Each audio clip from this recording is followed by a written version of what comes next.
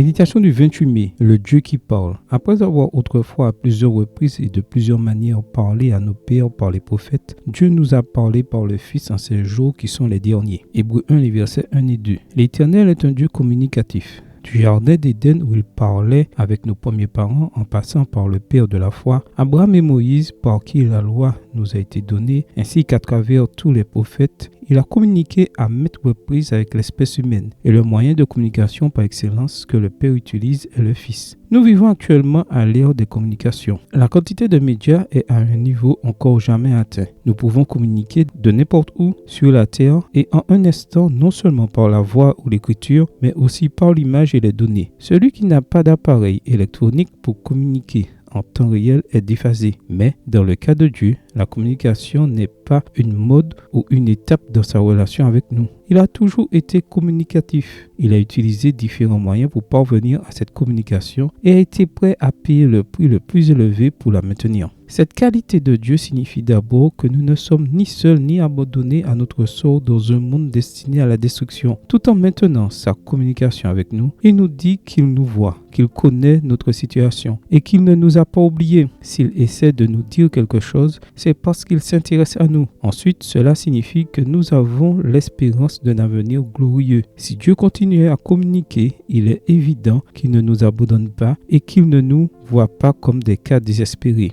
Qui perdrait son temps à tenter de communiquer avec quelqu'un qui n'a plus la possibilité de répondre à cette communication et d'en bénéficier? Nous devons croire que Dieu communique non seulement pour dire qu'il est là, mais aussi pour nous dire que nous avons l'espoir d'un avenir meilleur. Si le péché peut nous séparer de Dieu, le péché ne peut séparer Dieu de nous. Il a toujours trouvé une manière de rester proche, même s'il a dû venir pour mener à bien une mission de sauvetage. La bonne nouvelle est qu'il l'a fait et il le fera jusqu'à la fin. Vous pouvez donc commencer cette journée en sachant qu'aucun péché ne peut ni vous rendre inapte à recevoir la grâce de Dieu, ni vous empêcher d'aller dans ses bras aimants. Amen. Bonne journée à vous et que le Seigneur vous bénisse.